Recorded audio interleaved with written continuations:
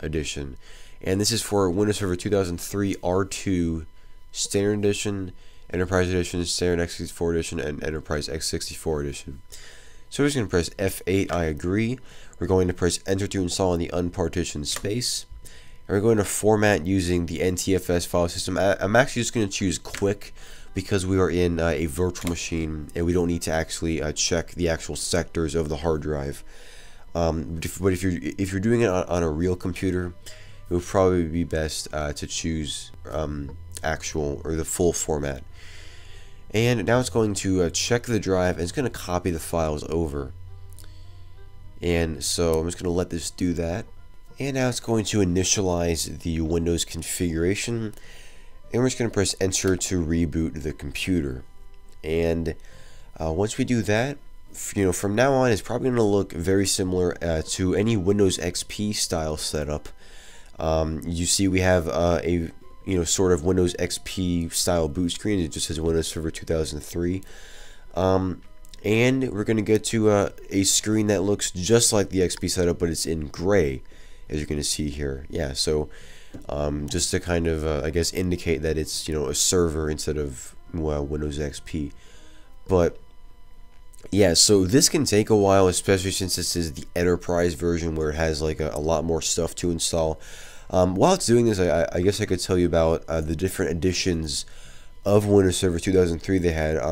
From what it looks like, they had 3 different main editions. One was called Standard, one was Enterprise, the one we have here, and the biggest one, or the most advanced one, was Data Center. Now the Standard edition was aimed towards small to medium-sized businesses, and it had some things like for file and printer sharing and Office secure internet connectivity, and yeah, basic things like that. And it was also capable of addressing up to 32 gigs of RAM. And from what it looks like here, it had both a 32 and a 64-bit version. Now the Enterprise Edition was aimed towards medium to large businesses, and it's a full-function server operating system that supports up to 8 physical processors. So you could have 8, like not cores, but actual processors inside of one server. And it could, and that would allow it to use some enterprise class features such as 8-node clustering using the Microsoft Cluster Server. And it actually used support for up to 64 gigs of RAM. Now the Data Center version was basically for the best, or like for the most advanced businesses. This is like the best of the best version you can get. It supports a maximum of 32 physical processors, and again, those aren't cores; those are actual processors. And 64 gigs of RAM, so you can have 64 gigs of RAM in this thing. And yeah, so basically. And it also supports 8-node clustering, just like the Enterprise Edition. So yeah, that's basically the a sort of technical overview of the 3 different editions. So yeah, here we are at the regional and language options. This is basically just like XP. You just want to press next, type in your name and your company or your organization if you have one. And yeah, so here we're going to get to the licensing thing, where we're going to have to choose I guess licensing mode. So in order to avoid licensing agreement, use licensing which is located in administrative tools to record the number of client access licenses purchased. So we're probably going to choose, I'm actually just going to choose the second option here. I'm going to click on next, and we're going to enter in the computer name. So we'll call this Server 2003, and we don't want to have an admin password. We're going to choose, we're in the Eastern time zone, so let's find that. I always forget where that is in this list. There it is. Nope, that one. And we're clicking next, and so yeah, that is basically it. I don't believe, hopefully, with the whole product key thing, hopefully there's not like a bunch of licensing stuff we have to deal with. Hopefully there'll be an option where we just have to not enter in any key. And we can just, like I can show you the actual operating system without entering a key.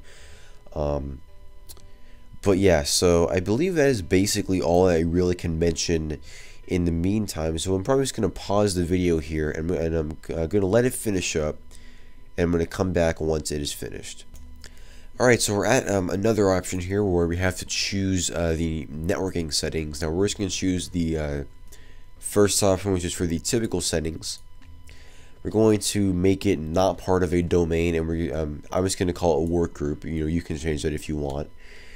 And it's going to continue copying files. So I'll be right back once it's at the next prompt. Alright, so the virtual machine has just restarted here, and it's going to be booting up again. I believe the rest of the setup is just very similar to the XP setup. We'll just see what happens next. So we got the same gray screen. Okay, so we got Windows just starting up. Maybe it's done already. It would actually be pretty cool if it's already done. You can see that we have Enterprise Edition. Alright, so we're just going to press Control-Alt-Delete to log on. So I'm just going to go up here to Insert. Control-Alt-Delete. We're just going to press on OK since we did not put a password on the admin account. It's going to set up a bunch of personalized settings. And yeah, there we go. So, it does appear that this is actually Windows Server 2003 R2. So, I guess, yeah, we'll just go ahead and, go through with this installation. So, yeah, we're going to click on Next, and it's just going to copy files. Okay, we'll click Next, and it's going to begin copying those files. So, while it's doing that, I guess I saw it complain about that our screen resolution was too low. We can probably change that. We'll go 1920 by 1080, and I'll make this full screen. So there we go. We'll keep that. So that's going to copy files over, and it looks like it's done. So yeah, I guess Windows Server 2003 R2 was not, a paid upgrade. So yeah, we're just going to click on Finish. And it does have some post setup security updates, so we're gonna have to install some critical security updates and then configure automatic updates. So we'll click on update the server, and yeah, so this is the server manager thing where we can do things like add roles to the server.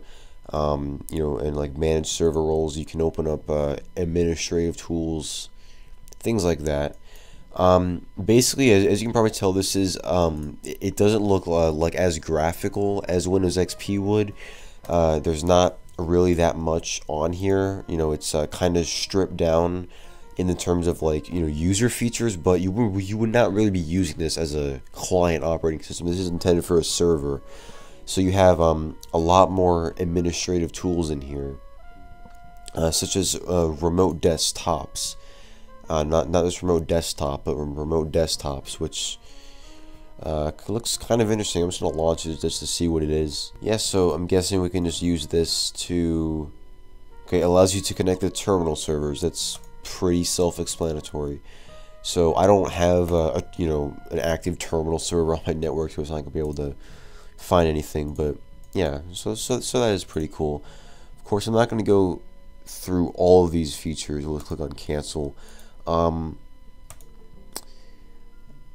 But yeah, I think that is pretty much it. I will just run a winver command just to show you, that yeah, we are here running Windows Server 2003 version 5.2 Service Pack 2. You'll see that the copyright date is 2006.